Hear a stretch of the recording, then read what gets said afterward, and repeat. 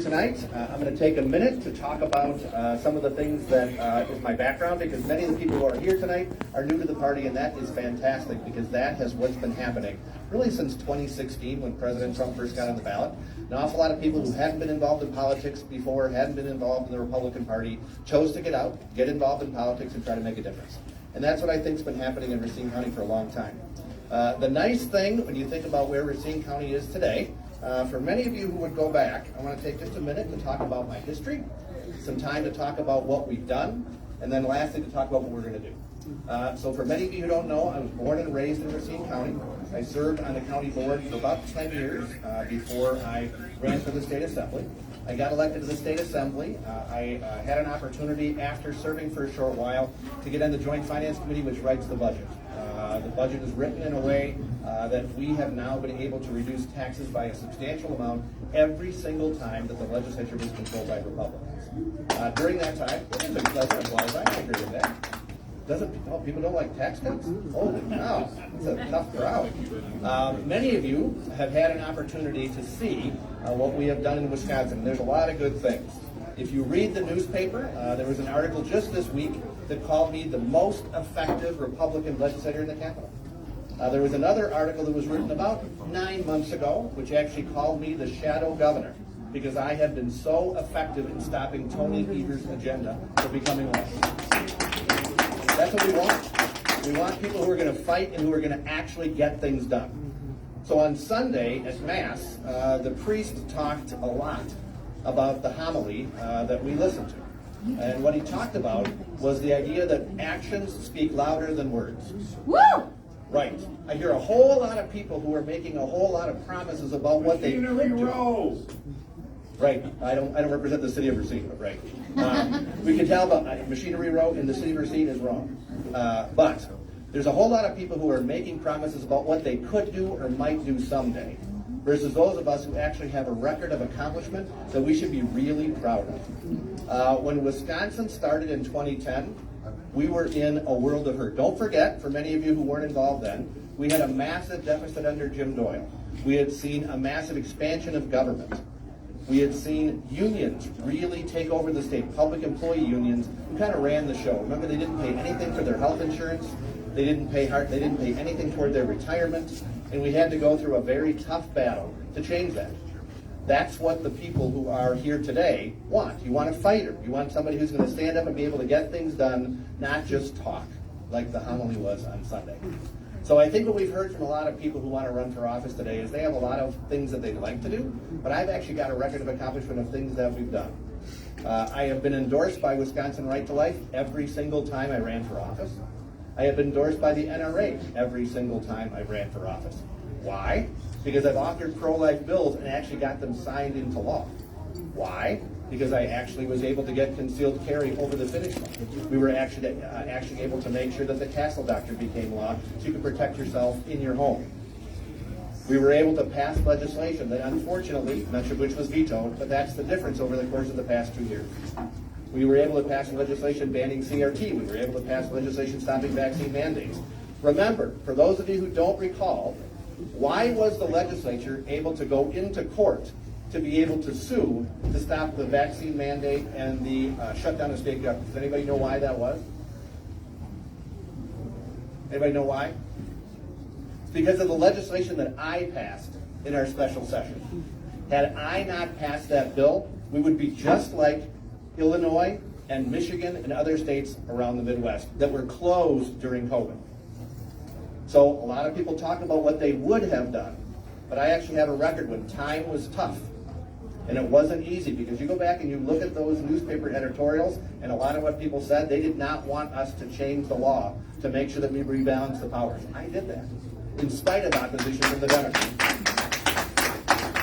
Right? So, once again, the most effective GOP legislator in the Capitol, as said last week, shadow governor by national publications for stopping Tony Evers' agenda. And lastly, just one quote that I really think is important for us to remember. Ronald Reagan, my favorite president after Calvin Coolidge, Ronald Reagan said that somebody who's with you 80% of the time is your friend and ally, not your 20% traitor. Jim Spodek, Harry Waite both said to me at the last event we were at, I'm with you 80% of the time.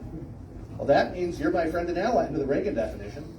People shouldn't be taking words out of context, and they also shouldn't be making promises they can't fulfill. I've done that. I think I'm the best person to represent this district. I am very confident of my ability to lead Wisconsin and also to make sure that the people of Racine County are represented. You're not going to have somebody who's brand new to the job, not even understanding how the process works, trying to get things done. You're going to have somebody that is the leader, the guy who gets to decide and works with the new Republican governor to make things happen. So I know many of you are going to come to my side after the primary. You might not be on my side this time, and I respect that. But I appreciate that. But at the same time, I am very confident that at the end of the day, we will have a strong conservative majority in the legislature. We will have a Republican governor who will sign the bills that we pass. And you will look at Wisconsin again as a place that we should all be proud of because of the conservative revolution that continues, albeit was hit on pause in 2018 when Tony Evers won. Thanks for your time.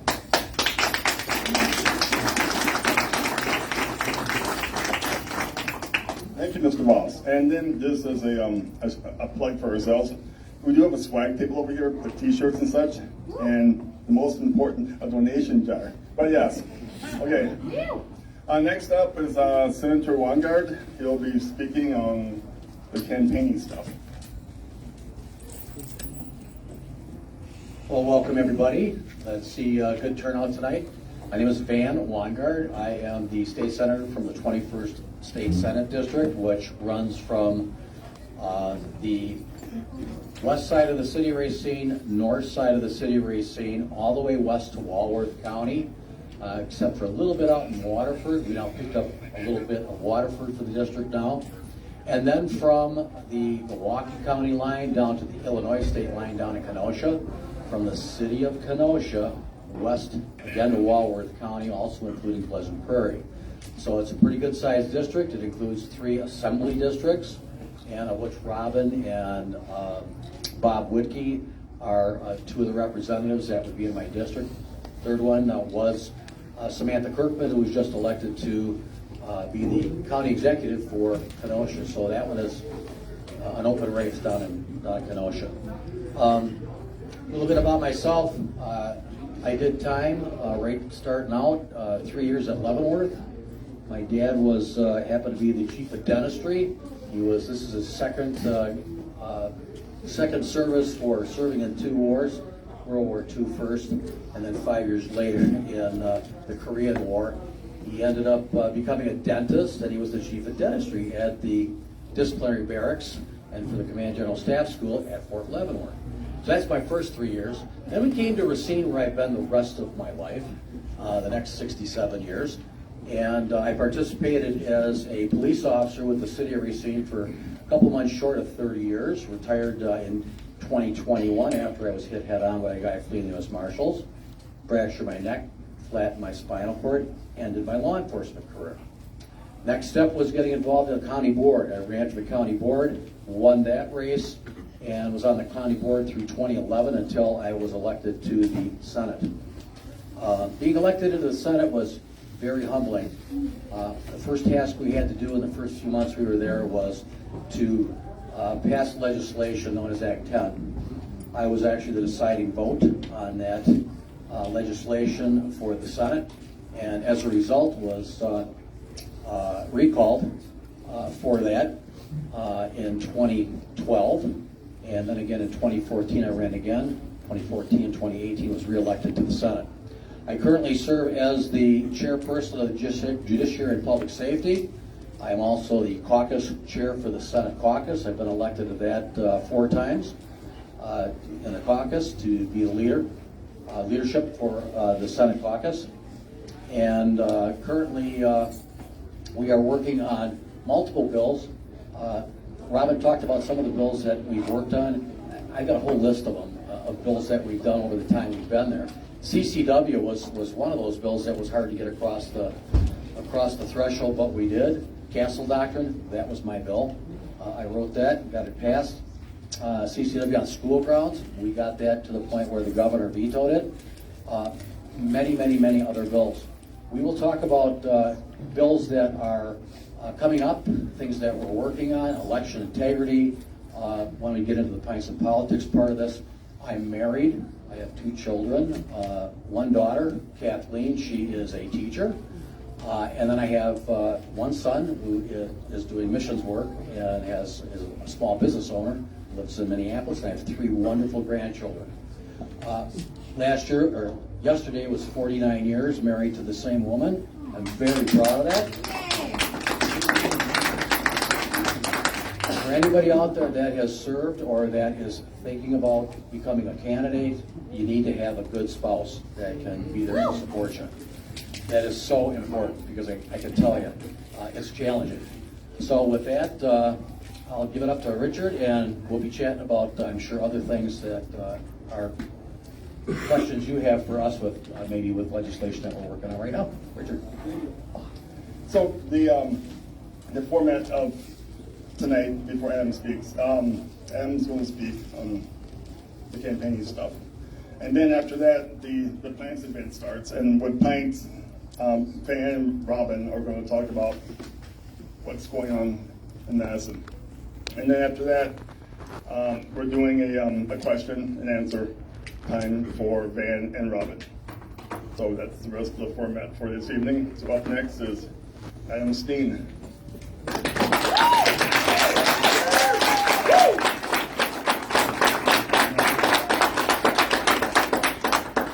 Well, I do see a lot of friendly faces and a lot of new faces. My name's Adam Steen, for those of you who haven't met me.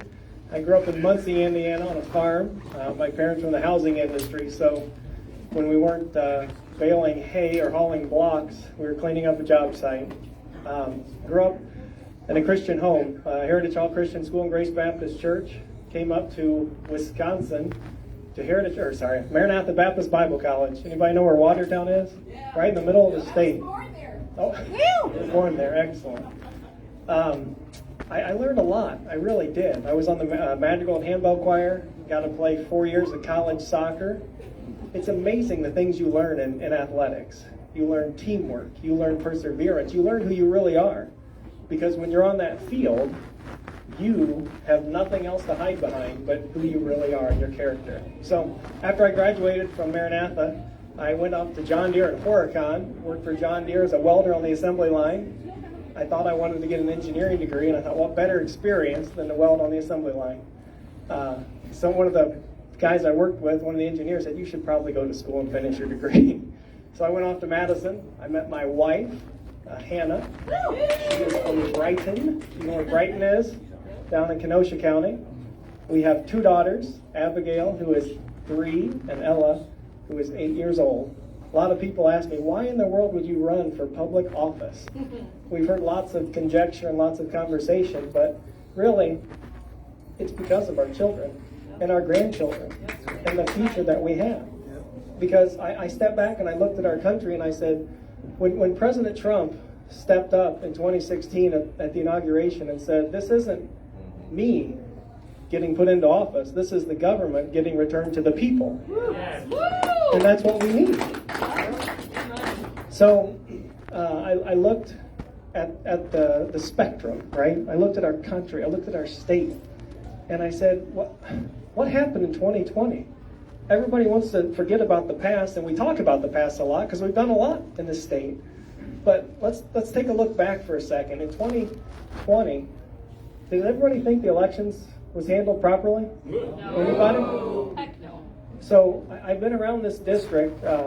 Let's see. So I moved from out in Wheatland. I lived in Racine. I bought some duplexes. I'm a cheapskate. That's called a conservative. I didn't want to pay for my own mortgage, so I had some duplexes. And I've been in Racine County now for almost 4 years.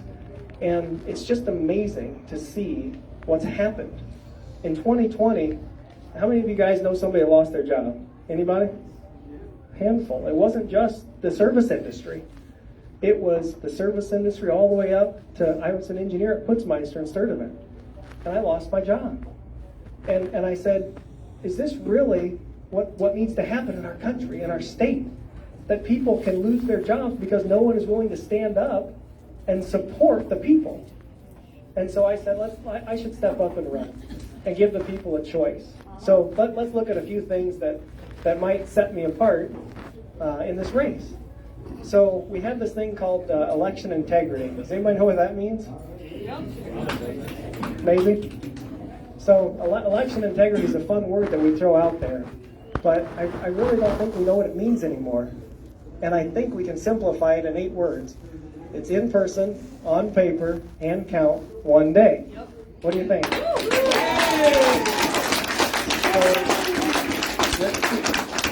Richard's eating pizza, so I probably shouldn't take an hour and explain to you what that means. But if you want to talk about it, we did it up until I think the 60s.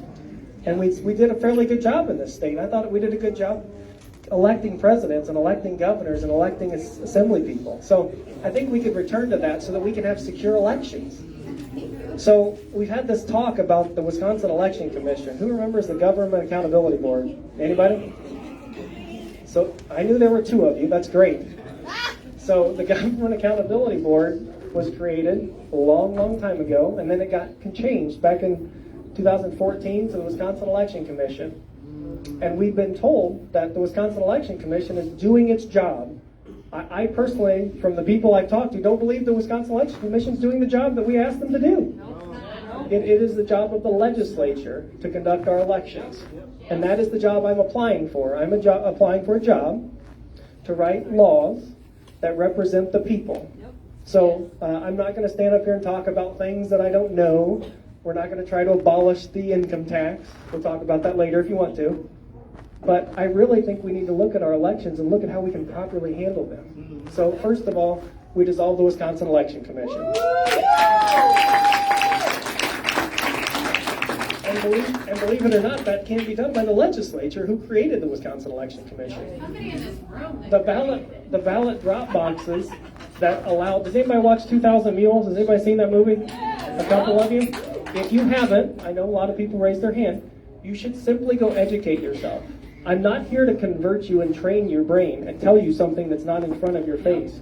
But when you see the evidence presented, I think you will clearly see that our elections were not handled properly.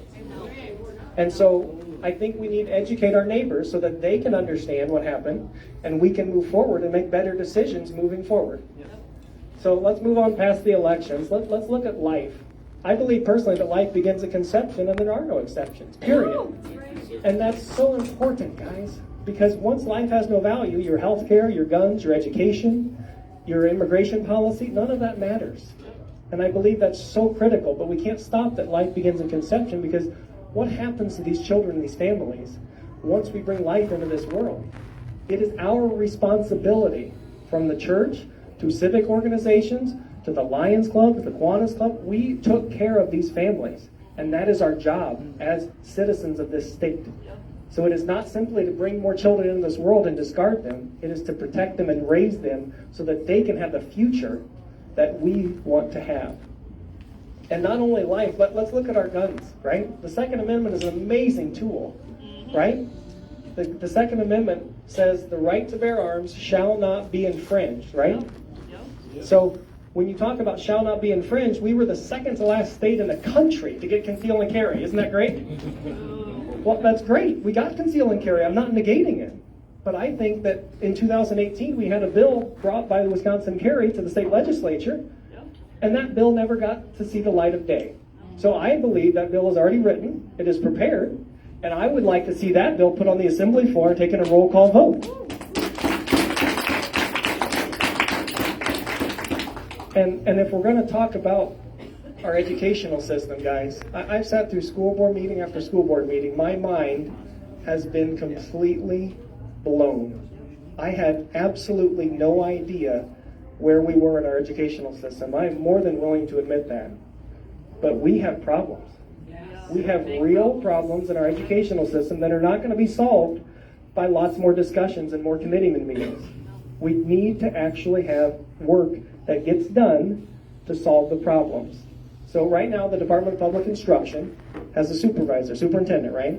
I believe our governor was the Department of Public Instruction superintendent. The legislative oversight needs to happen. We need to sue the Department of Public Instruction and bring them under the legislature. so that we can support these school board candidates that are doing their job to try to help protect these children.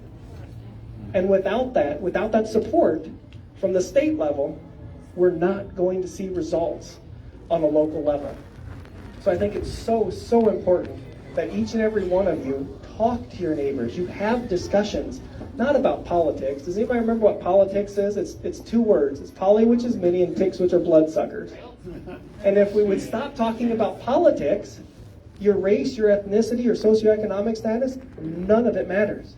We are all on the same playing field. I personally believe that second to your salvation, the government has the most influence on your life.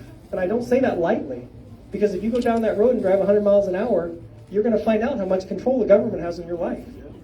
And I think it's so important that we have these discussions, that we're willing to have open and honest debate about issues, and not just sit back and crouch on our laurels that we did things well. We did. But did we do enough? Right now, we have the most pro-life legislature in the state of Wisconsin's history. How many bills, guys? We'll hear it again, probably. 5 bills were passed, pro-life bills. Let's look at history. When were they passed? They were passed the day after Governor Evers was elected. That's a problem to me, because if you have 8 years of a Republican House, Republican Assembly, and Republican governor, you get things done. So conservative values need to move forward. And I am willing to give you an alternative to step up and think about what's going on in Madison and actually send people there that want to serve and come back to work. That's what our founding fathers wanted, wasn't it? They wanted you to serve and represent your community and then return back to work.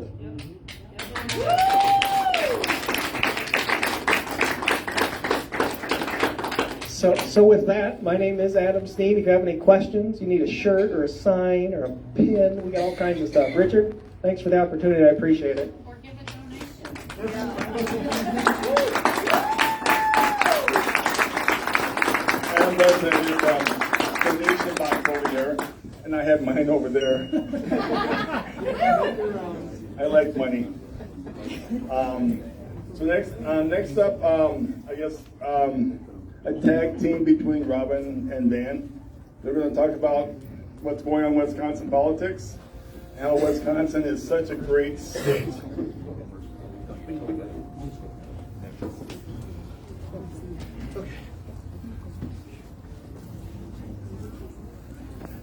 So, a couple things we wanted to talk about. First, I want to correct the record. A lot of pro-life bills were signed by Governor Walker. We passed a 20-week abortion ban, which at the time it was passed was the most pro-life bill in the country. Mississippi passed their 15-week abortion ban after we did, and that's what actually is resulting in going to the U.S. Supreme Court, hopefully overturning Roe versus Wade. So let's just make sure to correct the record, because there's a lot of exaggeration in what he just said. I think it's also important for us to know the record that we actually have done and what we've done this session. If you remember, Governor Evers, when he introduced his bill, the budget bill, which is the most important thing that we'll do, actually had in there billions of dollars of tax increases, a massive expansion of welfare. He had it make it easier to get unemployment. He made it more difficult for people to be able to take their kids to school because he would have greatly restricted school choice.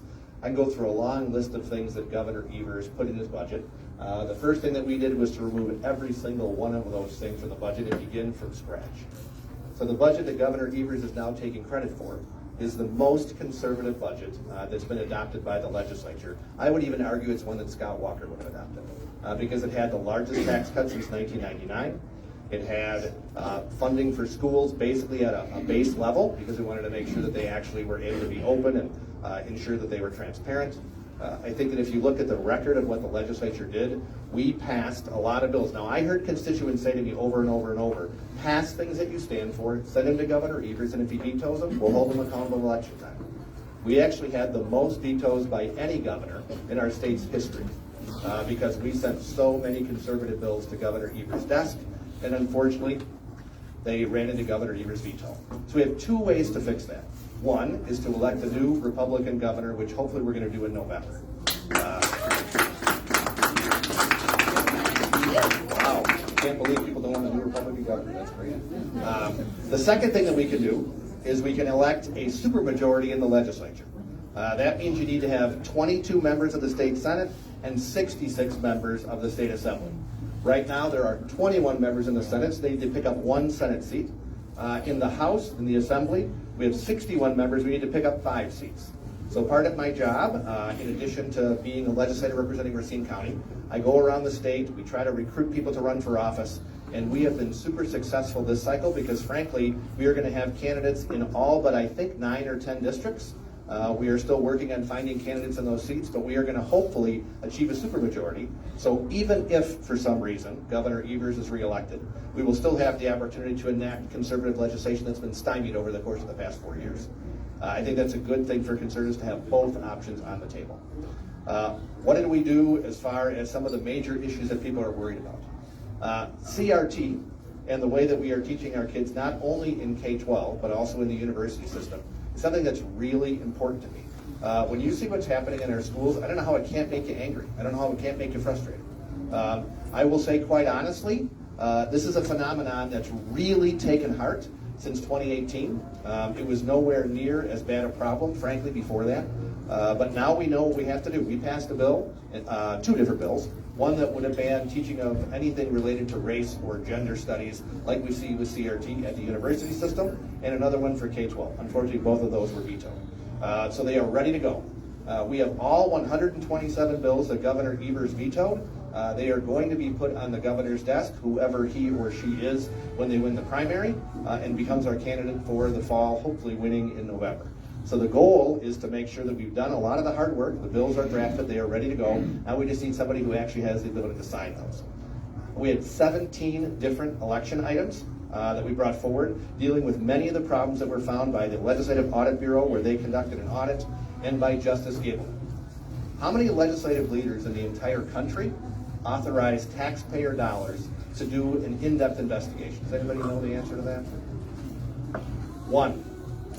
I am the only legislative leader in the entire country that authorized the level of in-depth investigation that happened under Justice Gableman and continues today. Now you might ask, why is it not happening in the fastest way that we can? Because we are going to court because Attorney General Josh Call sued the legislature saying that we did not have the right to issue subpoenas to be able to get the information that we want from the city of Racine, the city of Kenosha, the city of Green Bay, to be able to hold them accountable. So every day, even today, I had another judge who threatened to hold me in contempt because they want to try to shut down Justice Gableman and the good work that he is doing. So when my opponent talks oftentimes about I'm being sued and I'm trying to do something with open records and all that, well, yeah, what I'm trying to do is to win in court so we can actually serve the subpoenas so Justice Gableman can find the truth. So that is something that is continuing on right now, and until we win those lawsuits, Justice Gableman, that's why we met last week and agreed, he's waiting until we win the lawsuits to be able to serve those subpoenas to get to the bottom of what's happening. That's the truth as to what's occurring right now. It is. We also passed 3 constitutional amendments. Those go around the governor. So constitutional amendments are passed by a legislature. You have an election in the middle, then you have another referendum, then you have another vote of the legislature, and then a vote of the people. So we have 3 different referenda that we are putting on the ballot that will be adopted in the spring of 2023, hopefully on the ballot in the spring of 2023. One would say that non-citizens do not have the right to vote in any election. That's a good idea. Second would say that out-of-state billionaires or in-state billionaires don't have the ability to give money and buy an election like they did with the Zuckerbucks that came to the 5 Democratic cities where they got over 90% of the money. We passed the bill. We passed the bill to do that. It was vetoed by Governor Evers. Now we're doing it with a constitutional amendment. So we are looking at every possible way for us to be able to fight back, passing laws, going to court, having investigators, and ultimately adopting constitutional amendments to make sure that even again, if bad things happen, and Governor Evers is successfully reelected, that we'll have options to go to the people for a constitutional amendment and hopefully a supermajority to be able to override whatever vetoes he would have of our election reforms. So I'll pause right there, turn it over to Matt, and we'll take questions. So Robin's covered pretty much of, I think, the background for what we do. I don't know, does everybody understand how a bill becomes law in here? What the process is? Is everybody pretty much up to date with how that happens? Okay, well, I saw Bill go ahead. on Capitol Hill. It's not Bill on Capitol Hill. Yes. Schoolhouse Rock. There's a lot of work that goes into the bill process. And I think that it's important to understand that it's not just something comes to us and we rush it right to the floor and we vote on it. It takes a long process to get it to a point where we're not affecting negatively something else that is not part of what we're trying to solve. So if I'm going to put a bill out there to fix something, like as an example, ballot harvesting, to make sure very clear that that is not acceptable, we want to make sure that the bill specifies what they can and can't do, because what ends up happening is like it did in Racine as an example. They decided that they're going to just do what they want because it's silent in the law, and they think they could just put these boxes any place that they want to put them. Well, they can't do that. I have filed a complaint with the Wisconsin Elections Commission. I think it's at the third step now, where the city has responded back to the Elections Commission. We then responded to the City of Racine's response, and now the Elections Commission is going to be working on validating our complaint. That complaint dealt with them ballot harvesting and allowing ballot boxes to be just placed anywhere. It also identifies the issue with having a van you could drive around town and just indicate that this is where you're going to be able to pick up ballots. That is not the intent of the law. So we are pursuing that. It's in the process. So another thing that is keeping us occupied so that we can deal with these individuals like the City of Racine, that they don't want to listen to the Circuit Court, the Supreme Court, or the Wisconsin Elections Commission. They decided that they were going to interpret it the way they wanted to interpret it, that anybody can bring anybody's ballot in, and that's not what the law says. And that was confirmed by those three other entities, and they just decided they were going to do whatever they wanted to do. So we've challenged that. Some of the other things that we did that I think that people forget about this, because it's not in the moment. $1 billion tax increase that Governor Evers wanted to put in there. You know, that's about $1,000 per person for your income tax that you'd be paying in. Some of the things that we did as a legislature, we cut taxes by $2.4 billion, which saved you $1,000. We cut property taxes by about $650 million. That's $200 per property owner. We expanded the Alzheimer's and dementia care programs. We doubled mental health funding in school resources, and we provided $125 million for broadband expansion. That's in addition to all the other things. What the governor wants to do and wanted to do in his budget process, and I don't think that Robin touched on this, but it was $1 billion tax increase, the repeal of Act 10, which would just crush us, the repeal of right to work, so you're not forced into a union situation, repealing prevailing wage, funding for Planned Parenthood. We've killed all that. Expanding welfare programs and making it easier for people to collect a benefit without even working or going to try to find someplace to work, and creating about a $660 million budget deficit. So we'd be looking at being in the hole right off the bat. These are the things that Robin has fought for over in the Assembly, that we have fought for over in the Senate. One of the things we do quite often is when we're going to initiate a bill, we find somebody on the other side. So if I'm going to bring a bill up in the Senate, defining a riot would be a good one for a definition of defining, because we don't have that here. And after Kenosha burned to the ground and it's mostly, peaceful protests that you saw on TV, they couldn't arrest half of these people for basically anything, because we don't have a definition of what riot is here in Wisconsin. Well, we did that, and we put that bill forward. That bill was passed, and of course our buddy Tony vetoed it. But what that would do is, I started or initiated that bill, and then I went over and worked with one of my colleagues on the other side of the aisle for them to represent it over in the Assembly, and then we bring the bill forward so it's a parallel process. So we don't have to go through it twice. We have our hearings, we make adjustments to the bill, so we negate those unintended consequences, and at that point, when we've gone through the whole process, we've had our hearings, we've had all the stakeholders have appeared. At that point then, it gets sent to Senate Oregon over to the Assembly for it to get put on the floor so we can get a vote on it. And we did that, passed, and of course our buddy Tony vetoed it. So these bills are bills that are good bills, they're solid policy, they will help create an environment that is more, I think it's a safer environment when people know that they're going to be prosecuted for the bad things that they do. And I do believe that when we have a Republican governor in November, I hope she or he will sit down and they will sign all the bills that we have worked so hard this past session to reintroduce those and get them back on the floor so we can pass them and she or he can sign it. And I'm supporting Rebecca Clayfish, so that's why I say she first. So with that, I think we're at the question part. Is that what you want to do, or what do you want to do?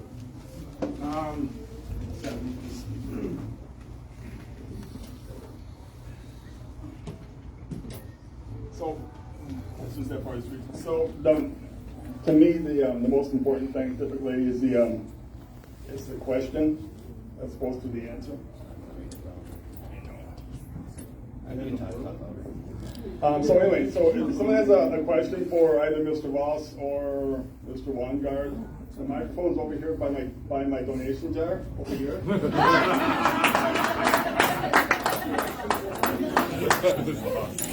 So you can ask a question on the microphone, and then they can answer. They're used to shouting out. So one thing I also like to say, be nice. As if you're not, I'll shut it down. I'm not that way. Okay? I don't take crap. Anyway, all right. Thank you.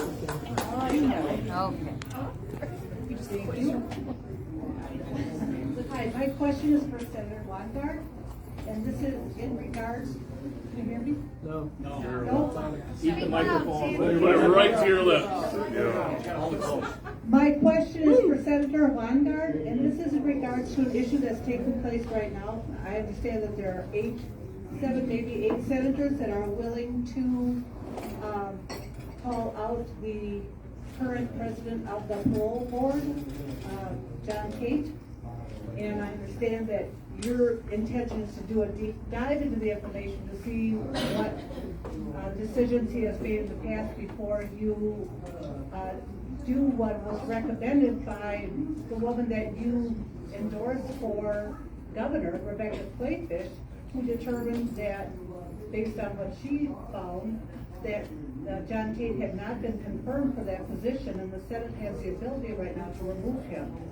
So I'm wondering why you're not taking action on that, and rather doing a deep dive. Was that nice enough?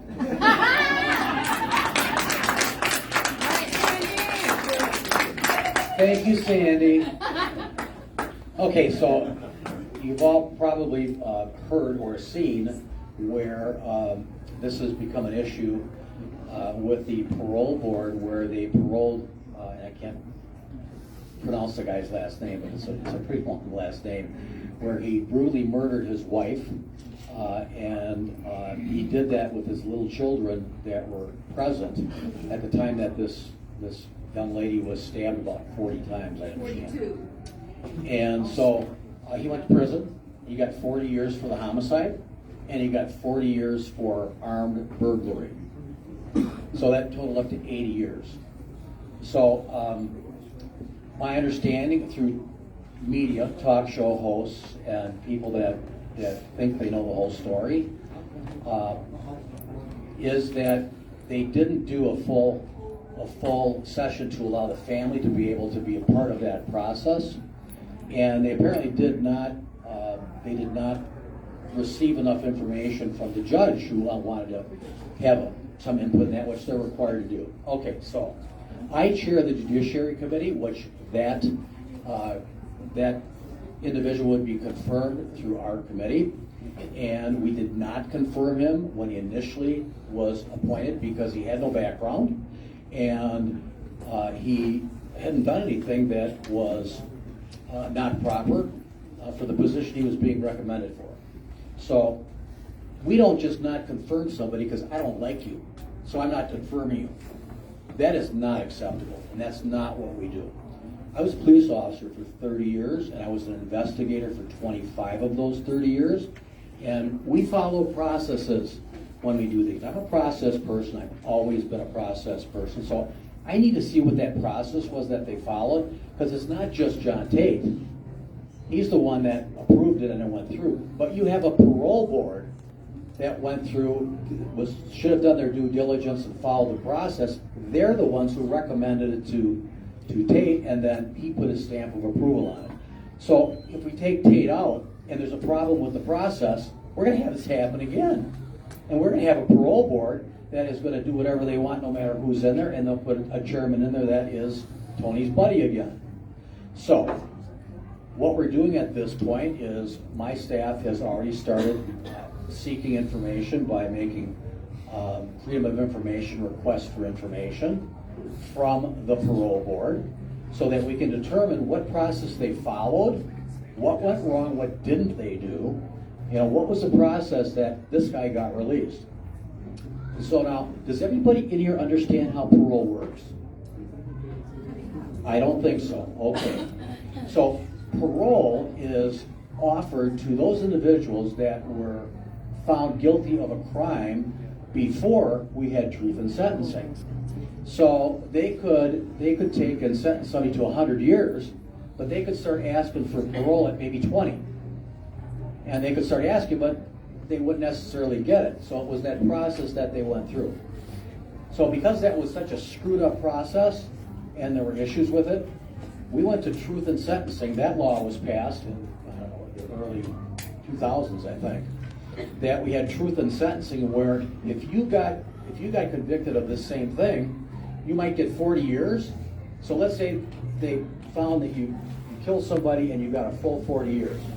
You are not eligible for even asking for parole until you got 75% of your sentence is served. So that means he'd have to serve at least 30 years before he could even ask for parole. Okay? So what this parole board did is it's 27 years, I think, he served. They did less than what somebody killed somebody today. They gave him less than what that person would be eligible to even start this process. They also changed the armed burglary from 40 years down to a maximum of, I think it's 12 years, right? Eric, was it 12? I think that's down to 12 years. And so that would change up, that percentage would be 75% of that penalty, and then they'd be eligible for parole for that. So we have to keep in mind what's happened here in this process of what they did. My understanding is there's other issues with the family not being able to be notified, but I don't know this for sure. And I'm going to tell you, before I am going to take and recommend that a person have some type of action taken, I want to know what process they took. I want to see it in writing so that all of a sudden it can't change in the 11th hour what they did or didn't do. So it makes sense for us to just say, hang on a second, let's slow this up, let's make sure we get all our ducks in a row, and then what we'll do is we'll bring the family in and we will bring in the judge and ask them how they feel about this whole process. So they get the ability to be able to vent that, and that has an impact on what they should have done to begin with.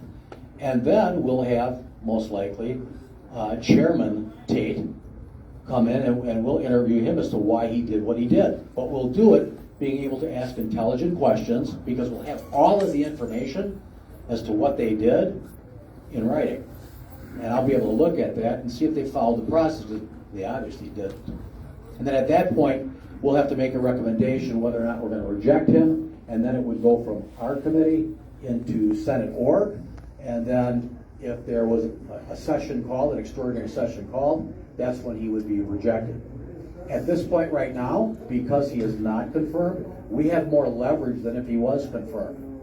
Because once you're confirmed, the only way you get him out of there is if you impeach him or if he commits a felony for something and you can take him up for just cause. We don't have that by them making a decision. So right now we have a lot more leverage by him not being confirmed than being confirmed. How do we get him off town council? Common council, that's another, you'd have to impeach him there too, I believe. But he'd have to do something in order to warrant that. He just did. Well, but that was not due to his job as being on the common council. Just one quick question for you, Sandy, just so you know. So the only way for the legislature to come back into session is for the leaders of both chambers to either agree by having a ballot of each organization committee, which is made up of the legislative leaders, and then the Senate has the right to come back in. The assembly in which I serve has no say whatsoever in appointments. We do not confirm, we do not deny. But today, I put out an assembly org ballot, and I voted yes to say that the Senate has the chance to come back. So, yeah, you're welcome. I Yep. think that's getting to campaign. You guys should be campaigning like everybody else on your own time and not on taxpayer time. It's Sandy's question. But the cool thing about being chairman is that I can ask questions also. Okay, I still ask. So, it's a question about the assembly. In lieu of Roe versus Wade, whatever it's called, Roe Wade, being overturned. So I have a question. I think there's been a bill in the assembly, the fetal tissue bill, being that if it goes back, if it sets back to where abortion is illegal and we're using fetal tissue in Wisconsin, can that bill come forward? I mean, it's been a long time. I just want to know what's going to happen with that.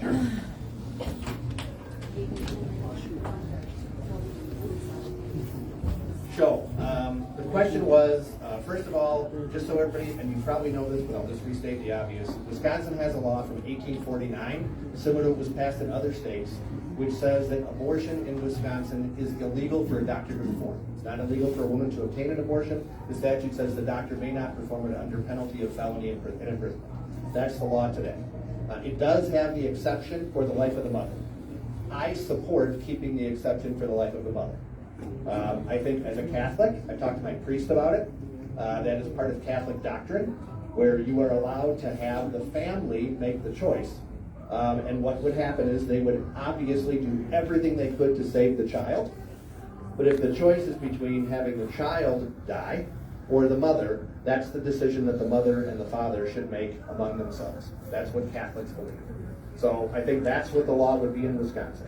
The statutes on the book are really governed by federal law.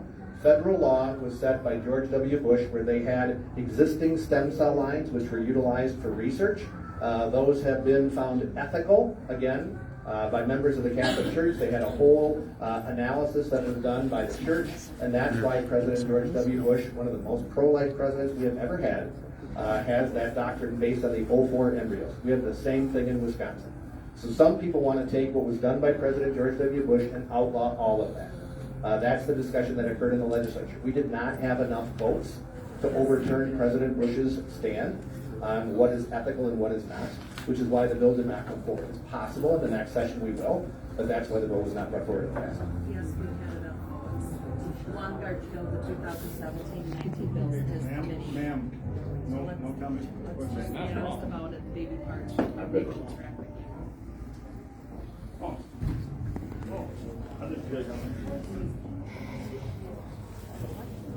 Okay, gentlemen, thank you for coming. Let me ask you all here, us poor souls, how many of us know how the courts work? Jury duty? Yeah, we're all, yeah, I mean, but you feel qualified, you know. Don't ever let a politician make you feel like you're stupid.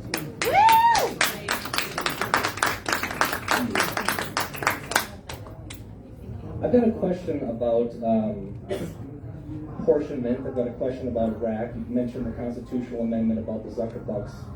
I wonder if you could describe RAC, what its purpose is, and talk a little bit about how assembly candidates are chosen. I noticed Nick Redinger was here. This is not his district. Nick Redinger is a young man. He's 2 years younger than I am. He's never had a job outside of government that I could tell. I've been around my district. Ask the question. Could people maybe say their name and where they're from? That should be That's your question. My name is Andrew Sigelski. I ran for Waukesha County Supervisor.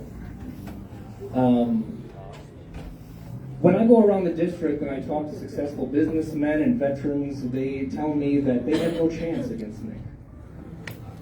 And I wonder why, and I ask them why, and they tell, well, I called the party, and they tell me I got no chance, plus they tell me I got to raise money for RAC, and I ain't going to do that. Can you explain to me how you come to find assemblymen, how you became an assemblyman, and then tell me your opinions on term limits. Does everybody here believe in term limits?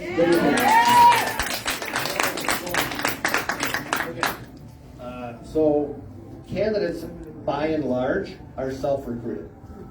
So what normally happens is people will volunteer and say, I would like to run for the legislature. We do not take sides in primaries. Are you kidding me? We do not take sides in primaries for open seats. So if somebody decides to run for the legislature, they have the ability to run. RAC does not fund them, does not provide resources. They have the ability to run and hopefully win their primary. We have primaries all across the state right now. There are 13 different open assembly seats. My job is to make sure that we have many candidates running. Whoever wins the primary, that is who we come in and provide the resources to make sure that they beat the Democrat. That's what RAC is. RAC is a Republican Assembly Campaign Committee. The monies that we raise are entirely devoted to elect a Republican against the Democrat, or to make sure that if a member of our caucus has a primary, that we stand behind them in the record that they have been able to put together. So we raise resources, we go out, we go door to door, we generate information for people, we do all of that to make sure that people are able to get elected, just like the Racine County Republican Party does for candidates who run for county constitutional office. They help them, they provide them resources, they make sure they have an opportunity to win against the Democrat. Same thing the Republican Party of Wisconsin. That's it. Raise money in Florida.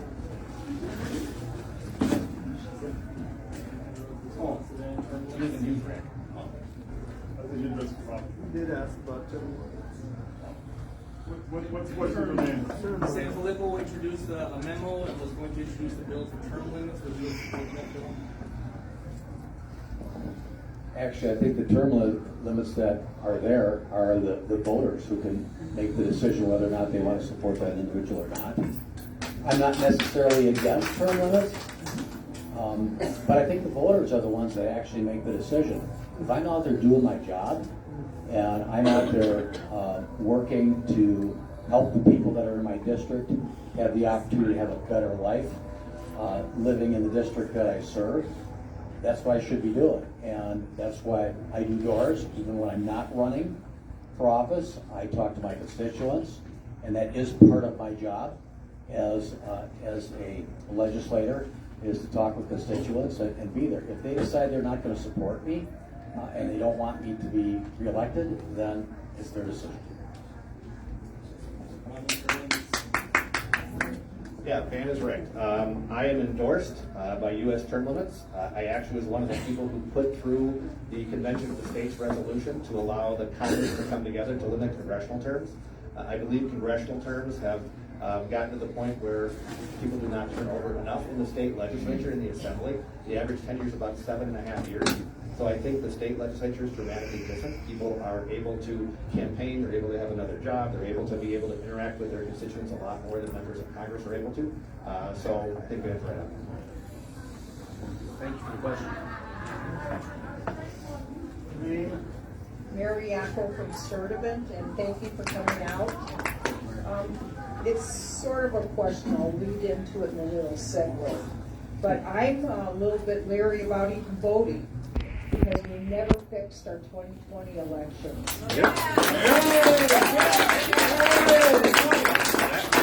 The city school board got $1 billion. Okay, and Evers went and vetoed the oversight for it. They used Racine for a mock trial for the voting scam, right here in Racine. And however they got that money, they went and paid off the election for the voters. What are we doing about the 2020 election? What about the drop boxes? Everybody's talking about what we're going to do. I want 2020 fixed. Yes.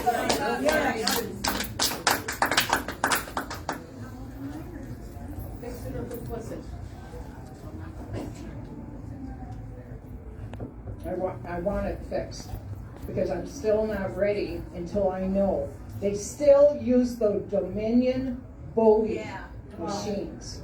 You want to go to paper like it should be, all in one day and in person. Yeah. Well, let's do it. Yeah. I know that it takes on a asking something ridiculous, but, well, no, I'm not asking something ridiculous. Let's do it. Let's band together. All the people here, what do we have to do to be part of it? Thank you.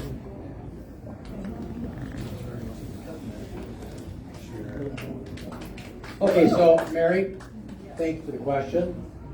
As far as the ballot harvesting issue, we have sought through a complaint to WIC against Steen, who is doing basically that ballot harvesting. And it's also in the Supreme Court right now. We should get a decision, next 2 months before the next election. That is going to cut out and that is going to stop the ballot drop boxes. I think probably in their totality, with the exception what the original intent was, to be able to have a ballot drop box in the clerk's office that is observed by the clerks who are there, so somebody can come in and drop their one ballot in and walk back out the door. So it wouldn't be a ballot harvesting issue. They can't just come and stuff the box. So that was the intent, to have those boxes available in that clerk's office, not in 82 other places that they say is going to be wink, wink, a drop-off point. So that's not acceptable. We are fighting that, and we're working on that right now. As far as for the 2020 elections, trying to see how many we had for election things here. It was just unbelievable. With our election, I think there were 18 bills.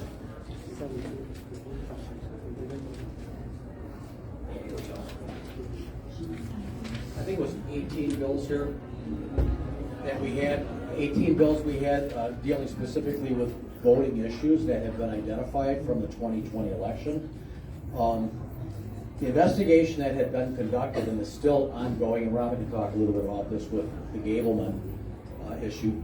They have done forensics on machines. They have looked at and canvassed throughout the state in these different locations. I believe the 5 main ones were, like Green Bay and Milwaukee, Racine, etc. And they found that there were no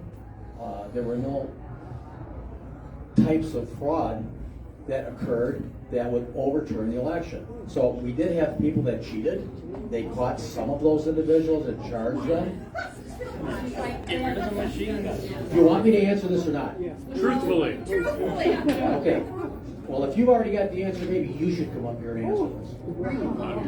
I'm just telling you that we had challenges where what's happened is the other side has looked at our election laws and they exploited our election laws, and they used the COVID-19 premise to be able to do that.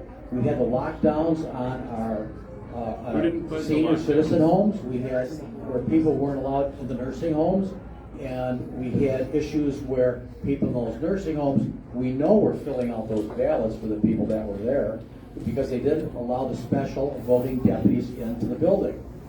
We have rectified that with legislation, but that legislation was vetoed by the governor. So what did we do? Steve Nass went to work with Joker, and that's the joint committee that oversees the rules, the administrative rules, to require that the election commission put their guidance into the administrative rule process.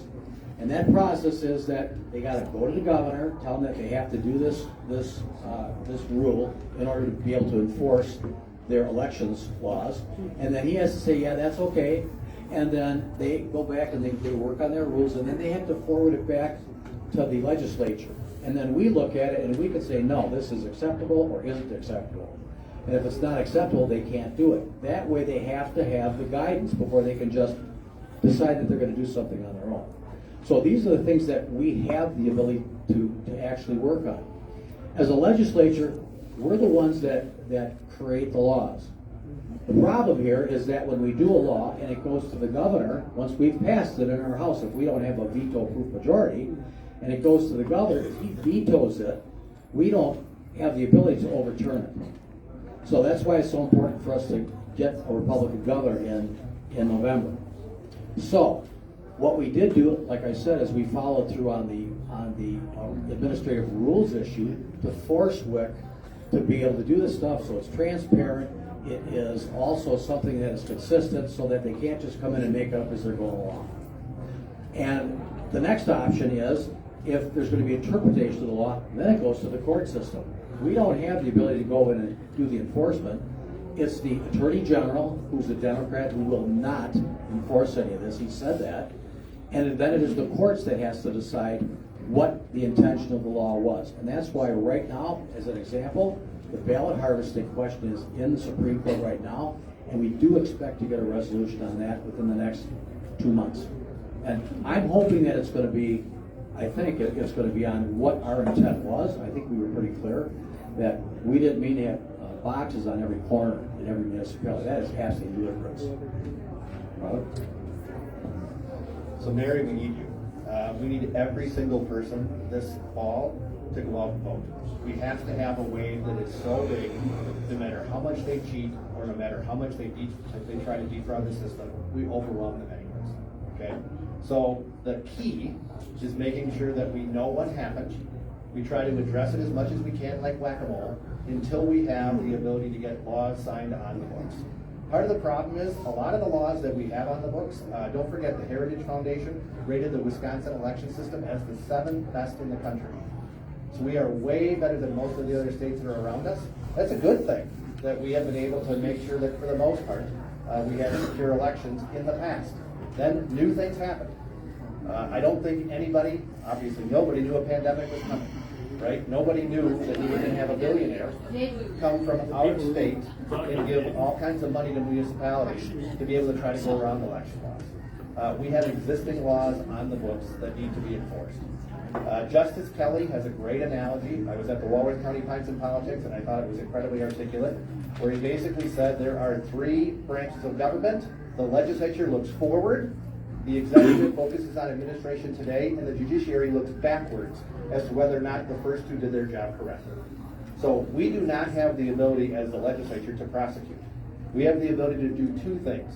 Oversight, which is what we have done with Justice Gableman, with the Legislative Audit Bureau, and by going to court. And we have the ability to appropriate funds to be able to try to hold people's feet to the fire. So those are the 2 powers that we have.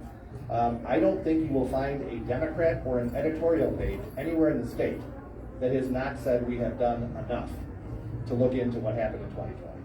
Right? We have done the most of any state in the entire country.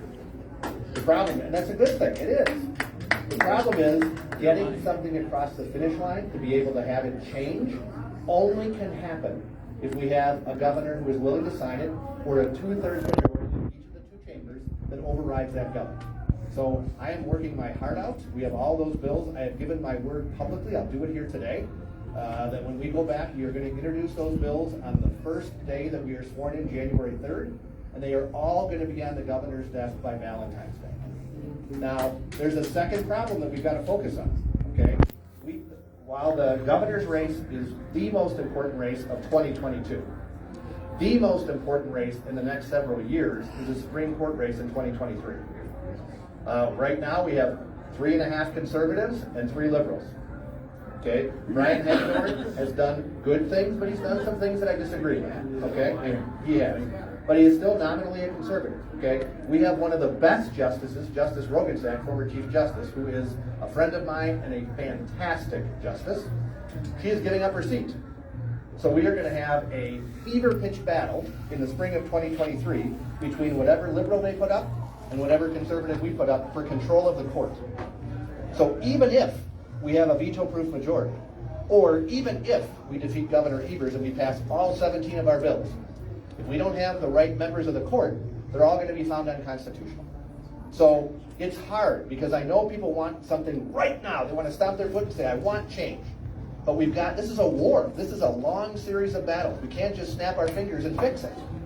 So what we did is we passed the bills. We set the standard. We are now in court. I think we'll win on ballot boxes. We then go from there and we have to make sure that it's enforced. That's up to the sheriff and the DA of every county to make sure it's enforced. We elect a governor. We do have a good sheriff and we have a good DA. We go from there, then we get the governor elected in November. Doesn't stop there. We can't just celebrate our victories. Then we got to start right away focusing on the Supreme Court to make sure that all the good work we're going to do by Valentine's Day isn't found by some liberal judge to be unconstitutional. So we need you. We need every single person pulling the wagon because it's just too important to not. One other point, and this is really, really important. Paul Farrell always, when we have these types of Paul Farrell is the forums, state GOP chairman. he's a state GOP chairman, and he has worked very, very diligently around the state to get Republicans that have volunteered to work the polls, not be poll watchers, but to actually work the polls. Previously, in the 2020 election, there was about 165 Republicans that had been reported to each one of the polling places, to the clerks, to work in those polling places. But what happens is each party has to nominate people to be able to work in each one of those polling places. So if we don't nominate somebody and we only give them 50, but they need 100, what they do is they supplement the ones that are missing from the Republican side with Democrats.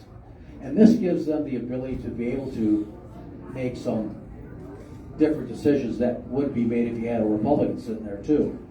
So like up in Milwaukee, the Milwaukee clerk, when this came out, and we found out there are over 5,000 Republicans that have now submitted their names at all these different polling places for the courts, for the clerks. Now what's happened is up in Milwaukee, they have to take the Republicans that are on the list have to be allowed to work at those polls. And the first thing she says, well, I'm going to have to lay off all the people that have been working forever here, and they're Democrats. What am I going to do? You're going to lay them off because you're going to have to put a Republican in there now. So this is the thing. This is the area that we can win this, because I think if we have a level playing field, I think we can actually win this. And this is going to be something that's going to hold their feet to the fire that we all can be involved in, not just having somebody else look at it, but us actually being a participant in the process. And working the polls, I think you make like $10 an hour, something like that, working the polls. But the important part of it is that we have Republicans willing to step up and actually work in the polls so that you can keep an eye on what the process is. Make sure you show up for training. Thank you. This is a nice segue for me because I've been trying to show the movie 2,000 Mules over at the field office. And what keeps happening is that liberals from the East Coast keep coming in and buying all the tickets. So basically, I'm just going to say, I'm going to show it every Tuesday and Thursday night at 6:30. Nice. So it's going to be first come, first serve. Where's that? Field office, right on the street. Where Scores used to be? 6100 Washington. 2,000 Mules, and then I will also buy rigged, and I'll get that. And we'll just keep showing that until there's no more interest. Also, since Lisa Bell is my committee chair for election, we'll work with the rest. Good segue. Some of you may know me, some of you may not know me. My name is Mrs. L. You may have worked with me, you may have, contacted me to be poll workers. I want all of you in here to think. I know that we're concerned, everyone's concerned about voting in the next election. There is something you all can do. If you can't be a poll worker and you can't commit to that, I'm also taking names for poll watchers. Just so you know, we have managed to get people in every municipality at all these nursing homes as special voting deputies. We've taken care of that. But what I want to have also is people watching over the process. So if you are able to even give 4 or 5 hours on election day, 4 or 5 hours during the absentee voting process, I will take your name. But I really do need a firm commitment. We had poll workers that signed up that never did show up for the training. So please, if you're going to do this, commit to it. We will make sure that you know, mostly we're looking at the city of Steen. So we would like to have someone who did have 11 of the precincts covered in the April election. We need to do better than that. We need to have all of these precincts covered in the August and November elections. Also, if you know me, anybody that knows me, and some of these people do, they know I've been doing this for decades. I've been working to elect candidates. I've been working with Republican candidates forever. I am no shrinking violet. I would love to be appointed to the Elections Commission if these guys would do so. There is no way I would be a shrinking violet. However, I also know the reality of it. We would still have a 3-3 tie, and then the staff would be just making the decisions. So I have twofold questions. Robin, you had mentioned 3 constitutional amendments. Yep. I only heard 2 mentioned. I missed something there. And also, please, can we do something with that elections commission?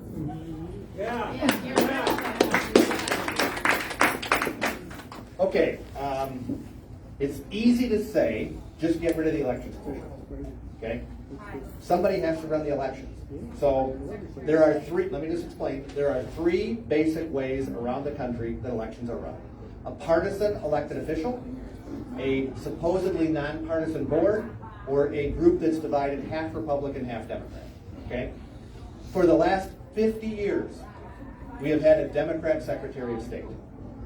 Does anybody think in their lifetimes that there isn't a chance that a Democrat can get elected Secretary of State? I think there's always a chance because Wisconsin is a swing state. Doesn't work that way. Just pass term limits so the Secretary of State has term limits. So, having the power in a person who at some point is going to be a Democrat means that once that Democrat has sole authority to control the elections, and if there's a Democrat governor, you will never win another election in the state. That's not true. Second way you can do it is by having a bipartisan or a nonpartisan group. We saw what happened with that. We saw where the GAB was formed. They did the investigation of Governor Walker. They did the illegal John Doe. All of those things were done illegally, which is why we took the model of the Federal Elections Commission. Okay, the Federal Elections Commission is half Republican, half Democrat. And the way the statute was written, it is very clear. You can go and read it for yourself. Just like the Wisconsin Ethics Commission, which was the same part, the same way it operates. You have heard no problems with the Wisconsin Elections or the Ethics Commission. Do you know why? Because they require 4 votes for any decision to be made. If there are not 4 votes, the staff gives no recommendation. That is the way the law was written. That is the way it was intended, and it has been bastardized by the staff of the Wisconsin Elections Commission. Okay? Sandy. Amen. True. I mean, this. Sandy, stop.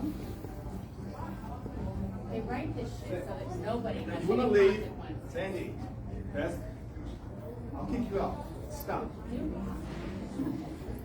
So again, we write the laws, other people have to prosecute. Okay? So we wrote the laws as tight as we possibly could, which is why the Ethics Commission has no issues, because they are following the law. The Elections Commission is not following the law, which is why it has to be reformed. But I do not want to give the power to an elected Democrat to have sole authority to run our elections, no matter how tight we write them. The Democrats have the ability to try to look for wiggle room and create a process that we will have a hard time overcoming. It is not the right answer.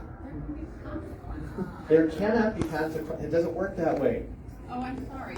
Because it doesn't does work. not for everyone, but the people writing the law. That's exactly why we went through the administrative rule process, where if they're going to offer guidance, they have to go through that process.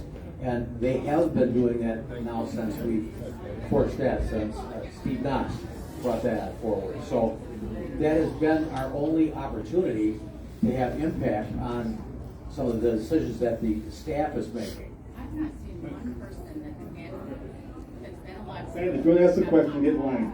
All right?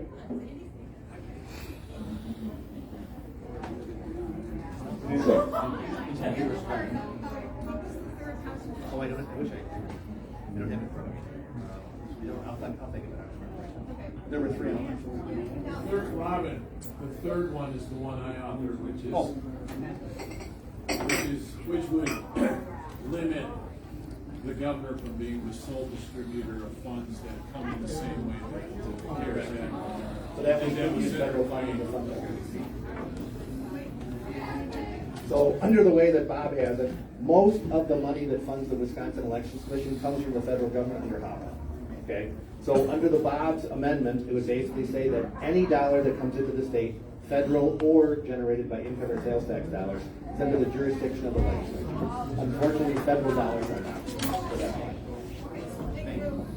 And I also want to say that I threw it out to Dan that if you're looking for someone to be on the ethics committee, I'd volunteer. Just one reminder, I'm sitting over here. If you guys want to help out with this election, sign up, please. Be a worker, be a watcher, whatever. Thank you.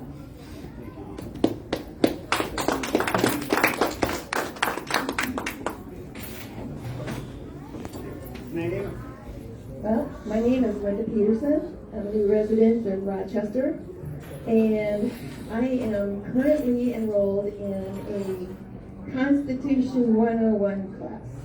Now, it was brought up in one of the classes, and I don't remember if it was in the video or if it was just mentioned, but apparently a lot of people elected to office don't even know their Constitution, have never studied it, and they swear an oath to protect and defend the Constitution, and they have no idea what it says.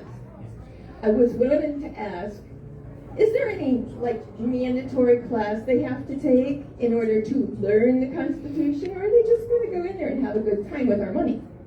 All right? And on top of that,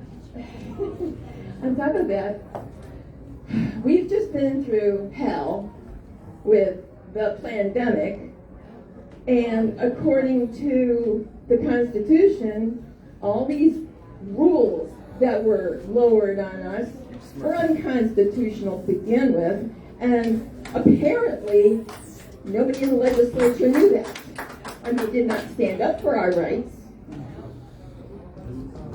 It is true, it's unconstitutional to force us to wear masks. It's unconstitutional for us to have to be injected for any reason.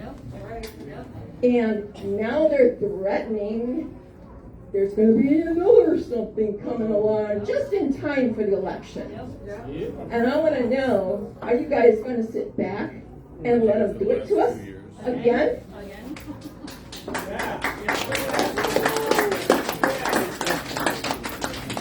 Okay, first of all, I can't speak for any of the other 98 legislators. I can only speak for myself, okay?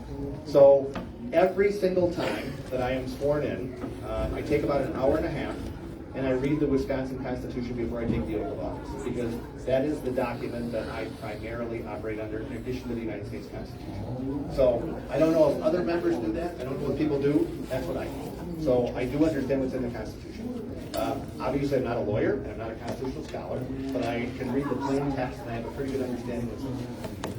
When I read the Constitution, you can actually go back and look at my last speaker's address, because I talked a lot about it in 2019 and in 2021. The legislature is the first branch in the Wisconsin Constitution. It is the one with the most enumerated powers. The Attorney General, actually in the Constitution, has no duties other than to be the chief law enforcement officer. There's no detail. It's all in the statutes. The governor, frankly, the executive branch, is also further down with far fewer enumerated powers than those that are given to the legislature. So the legislature should be, and always should be, the primary part of the process, with the other two, the judiciary and the executive, being secondary, in my mind, to the legislature. So that's what I believe. The legislature in 2019, if you go back and look, the only reason that Wisconsin was open is because the legislature, led by myself and Senator Fitzgerald, went to the Wisconsin Supreme Court and won. We were the first place in the country to ever reopen because of the lawsuit that I filed that was heard by the state Supreme Court that we won. It's why we aren't Illinois, it's why we aren't Michigan, it's why we aren't California. So the legislature did that. I mean, that is an absolute fact. So, correct. And that also limited his ability to call emergency orders, which is why the only way that an emergency order could be called was by local official. That was already in the statutes. We tried to change that. We could not, because the governor would not sign that. So people had to go to court, because the court ultimately is the one that decides a conflict with the legislature. What a waste of time in the court. These frivolous lawsuits that we have to go and file to get our rights that we already have. Yes. I don't disagree with that, but that's our constitutional system. No. If there's a disagreement, That's ignorance of the Constitution, and we don't know our rights, and that's why everybody needs to take this class and stand up for our rights and say, no, I'm not going to wear a mask. That's stinky, dirty, not helping anybody.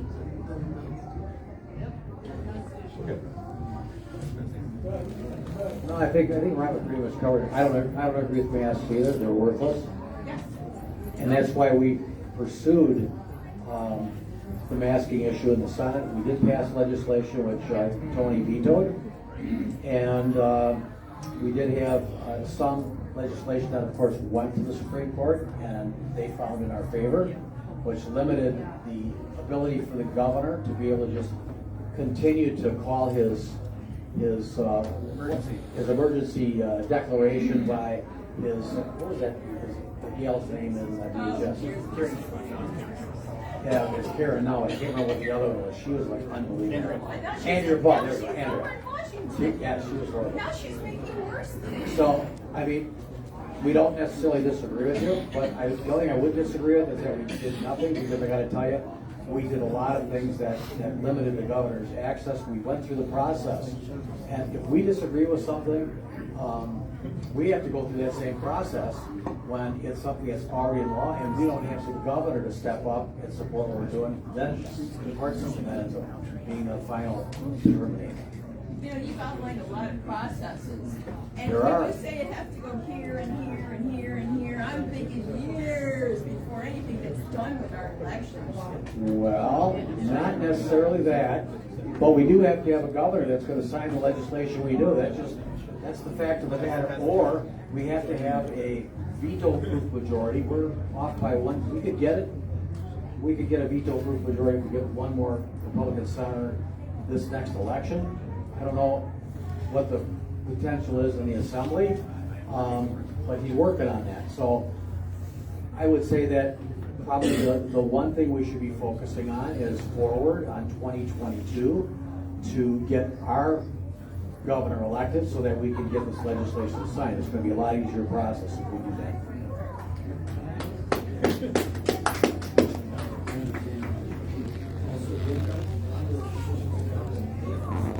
Hi, my name is Sally, and I have one simple question. It's very basic. Janesville. One simple question, and I suspect that everybody in here will back me on this.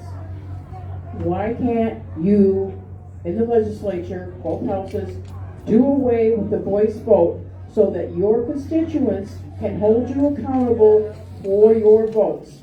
If you're proud of your vote, if you feel it's the legal, moral, right thing to do, then by George, whether it be a yay or a nay, isn't it time that you had the spine to stand up and say, and let that be public, that, oh yes, I did vote for it, or no, I didn't, depending on what that particular constituent has to say to you. And I'm not stupid, and don't tell me that doesn't happen, because we've heard about it. So I think that's one of the first things that needs to be done. Well, you are our employees, everybody here, we're your boss, not vice versa.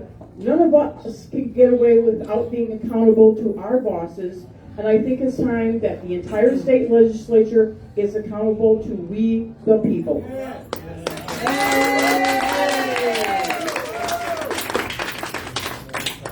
So every single vote that we take, a voice vote or a recorded vote, I'm sure you probably already know this, that if you take a voice vote, it is assumed that you are a yes. And that's what I tell people. If it's a voice vote, I'm a yes. Because you have the right in the journal. If you want to be a no, you record yourself in the journal as a no, so it's a permanent record. So I get your point, but every single person who votes in a voice vote is a yes, unless they're recorded in the journal as a no. So we already have that system of accountability. But do they know that? Do they actually do that? Oh, yes, they do. You can go back and read the Assembly Journal. It's all online. You can find where people will say you had 9 no's or 10 no's or 1 no or whatever it is. People have the right to do that. It happens every single day that we're on it for.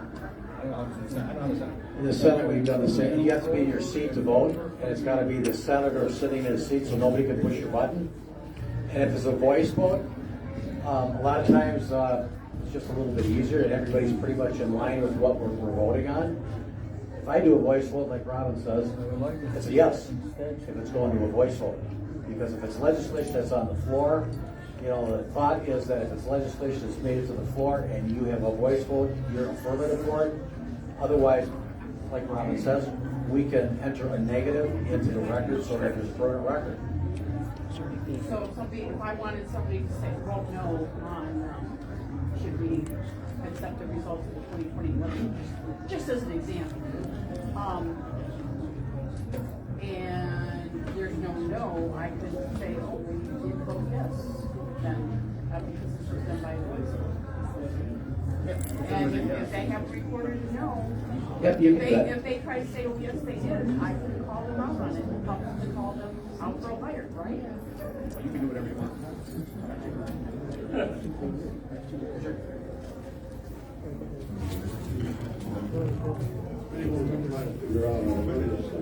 I'm an old guy, my name is Mayor Steen, okay?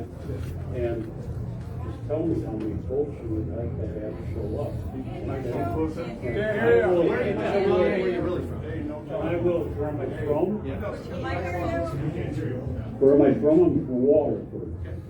Dover, actually, same idea, okay? Can everybody hear me that I'm here standing? Okay? What's your real And all you have to do is tell me how many votes you want, okay? And I will print them up. Tell everybody that I mailed them out to every constituent in a couple of extras in the city, okay? And the next, just tell me how many you want, and I will have those votes show up Wednesday morning, right after the election, okay? And you'll get anything you want. I have a question. For me? Yes. I don't understand what you're asking. Is it sarcasm or what? I'm sorry. I don't know. I know you don't understand this is sarcasm, but this is what goes on, and how can we, or citizens, ever accomplish to win an election when the opposers cheat? Okay. But that's not. That. No, don't. I'm confused. Okay, Mayor Daley does it all the time. He used to 50 years ago.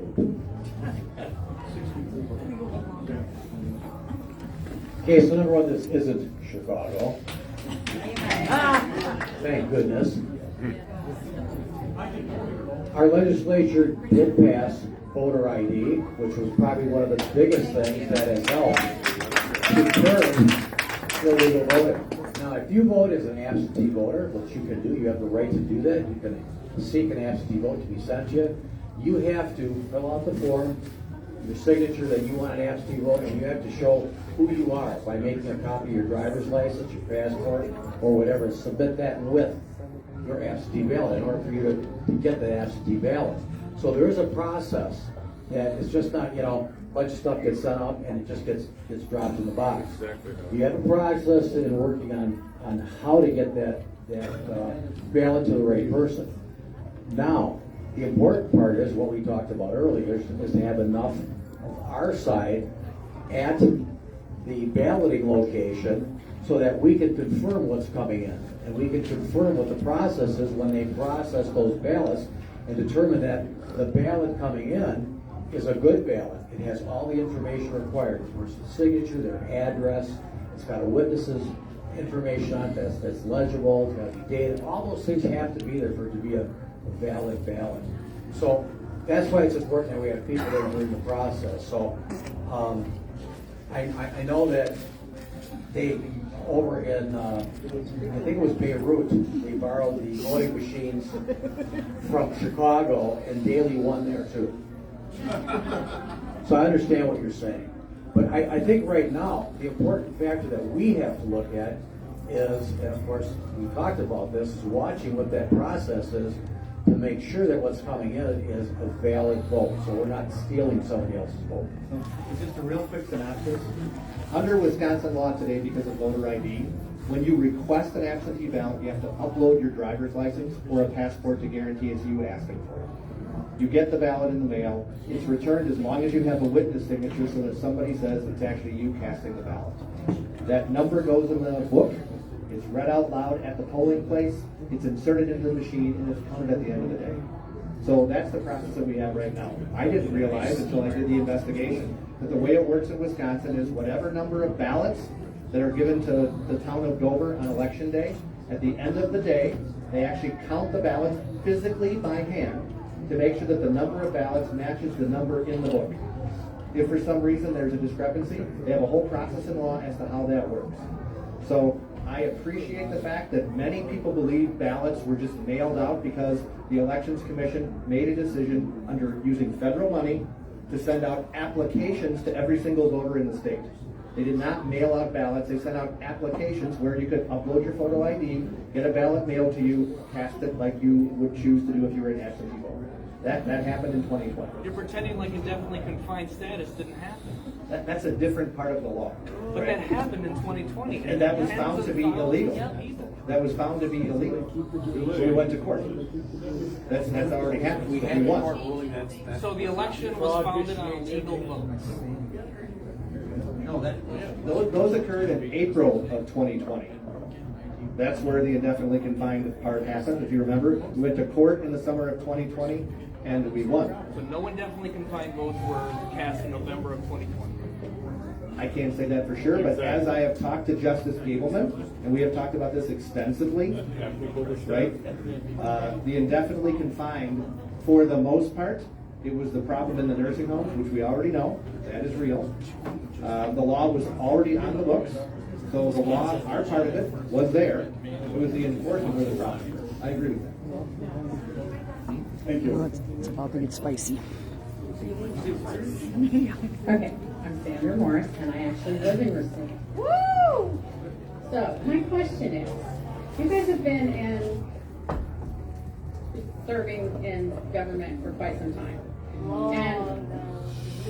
And we're finding out that, you know, the legislature writes the laws, and you guys, you know, she's right, are not responsible for, you know, the trials or anything else, but you're responsible for writing them.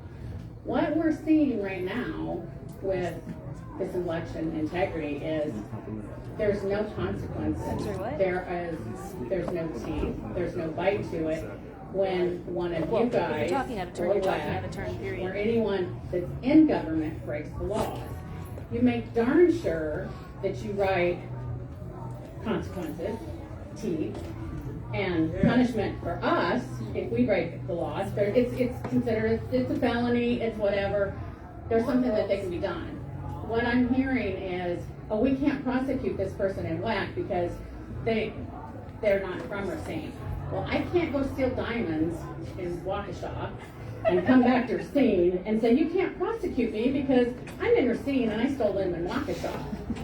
So, I mean, this is getting almost absolutely ridiculous that there are no consequences written in the laws for the people that are breaking the laws. And the fact that WAC is overseeing election laws that they kind of write and that they're responsible for, they can decide if they prosecute or, you know, do something to themselves. I mean, that's going in circles. And you want to fix it, you don't want to get rid of them, but it needs gotten rid of. I mean, and give some teeth if they break the law. If you break the law, you go to jail. You have huge fines, and people don't want. If the consequence is bad enough, you fear it, and you don't do it. So if you're But kissing ass. I don't see any consequences for any of hardly anybody in government that breaks the law. It's like they broke it, shame on them. Just like the guy that you guys are trying to get out for parole, you guys gotta look at it and do whatever, and 2 years down the road, then you're gonna do something. This stinks. And we the people were tired of it. Thank you. So, all the laws of the state apply to all the citizens of the state equally. That's true. That's the way the law is. If you break the law, it doesn't matter who you are, you're prosecuted by the same way as long as the district attorney finds it of probable cause, just like they do it. There are penalties in the law. There are penalties in the law. Whether or not, once again, I'm not a prosecutor, I'm not a lawyer, I don't have the right to issue charges on somebody. The sheriff investigates, the DA prosecutes, the judge sentences. I mean, that's kind of our constitutional system. So we write the laws with penalties in them. If you break the law, there is a penalty. I don't have the right to enforce the penalty because I'm not in that branch of government. I'm not in the executive, which focuses on the enforcement of the law, or the judiciary, which reviews their actions and those of the legislature. I'm in the one that looks forward, where we fix things. So yes, we are going to go back, and even though it should be just like the Ethics Commission, because the exact verbiage is the same, where it requires 4 votes to take an action. That's not been occurring, so we need to fix it. The penalties are already there. They just have to be enforced. The other challenge is that, tell me one law that was broken. Yep, give me one law that was broken that meets all the elements of the offense.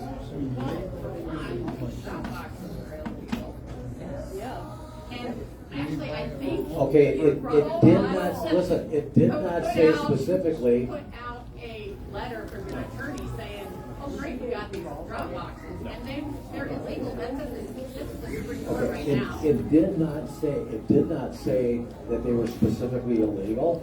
That's why when they made their determination with the bureaucrats that were there, they just decided it doesn't say you can't do it, so we're going to do it. That was what they ended up doing. We said, no, that's not the intent. And we fought that, and that's why the court came back and said, no, you can't do that. Yeah, I just all heard it, it's all headed back to us. And the other thing is that, as our district attorneys will tell you, if you don't meet all the elements of the offense, you can't make an arrest. You can't charge somebody. So we have to make sure if we do have an issue where somebody is intentionally cheating or doing something that is a violation of the law, if we can gather that information, then we will bring that forward. If we have enough witnesses that will actually step up and be a witness, because most people don't want to get involved, if we have people that have things that happen, if you see something, say something. That is so important for us. If you see something, say something, document it, and get it to us. Because I can tell you, if we don't have the evidence, there's no way they can prosecute. Well, they broke the law with the nursing home, and nobody has been arrested or prosecuted, and the reason is because they say it's not a jurisdiction. But yet I cannot go to Waukesha and go steal my gems and come back here. It's like these people want I understand what our you're gems saying. back. We want our election back. So there's lots of laws that have been broken, and you guys keep running around and going around in circles. And there's no And law so, broken. There's lots of laws. Part of the Nobody wants process. to say You want to listen or no? Do you want to listen or no? We can't certify it by law. Bull. Read the Constitution. No, we can't. Bull. I'll tell you, we have all kinds of people that are a lot smarter than me. Yes. That are and that doesn't include you. We have all kinds of people that are smarter than me that have said, no, you cannot do that. It does not allow us to by the Constitution. So that's a whole other issue that is water over the dam.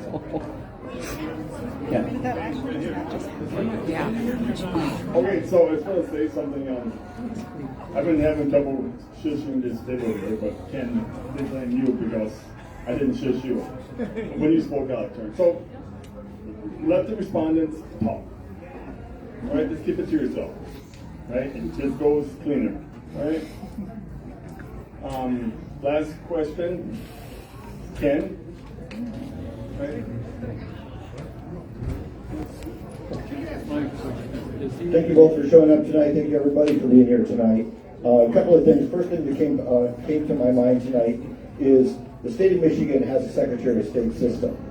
The Secretary of State unilaterally in 2020 mailed a ballot to everybody that was on the list.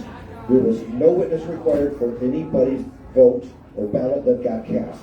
I saw it at my sister's house. We saw their ballot. There was no absentee request made. They simply mailed everybody a ballot. If we'd have had Doug LaFollette With that authority in this state, you can absolutely guarantee we would have not lost by 25,000, we would have lost by 185,000 votes. So I have a really hard time with the Secretary of State system. Secondly, the city of Racine has a need for a term limit for Greta Neubauer. So Greta Neubauer needs to go. I happen to know somebody who's got a lot of attitude, a lot of moxie, served in the military, and lives in Racine and could actually run against Greta Neubauer. I have called her and urged her to do it, and I urge all of you to talk to her and get her 225 signatures in the next 10 days and have Sandra K. Moritz run, and she can run with Robin and Van and anybody else that she wants to express her opinion, and she can actually represent those people with the amount of moxie that she's got. I think she would actually be a very, very effective person to go against Greta Neubauer. So I mean that seriously. That's really my only comment. Thank you, gentlemen. We can take the last question. Linda, I think you wanted one more question? Well, it was a simple one. You know what it is, you can ask it for me. Oh, no. Okay, everybody is under the same law. And we sit at home and we listen to the news, and all we hear is, oh, the WEC decided they're not going to follow the judge's order. And nothing ever happens to any of them. And we are sitting here banging our heads against the wall going, why the hell not? This is ridiculous. This is America. We are not a tyranny, I hope. But I'm getting damn sick of nobody doing anything. I'm sick of it.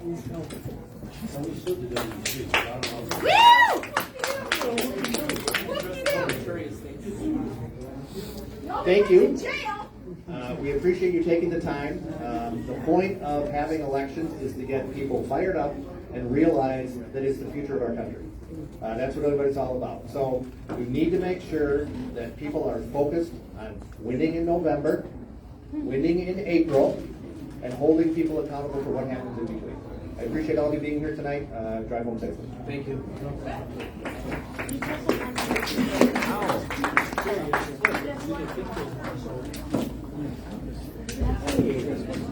So, I just want to say thank you for coming out tonight.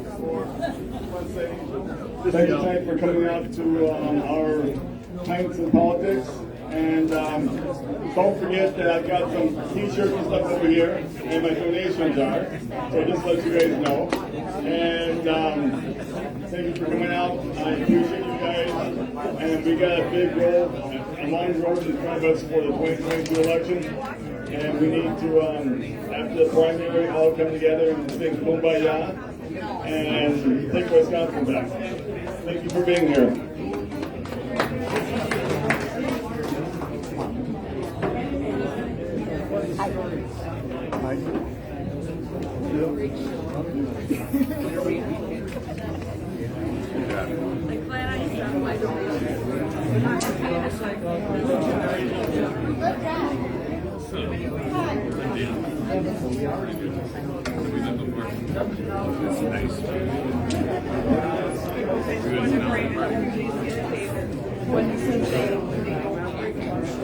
What did he say to you when you leaned in? What did Fraser say to you?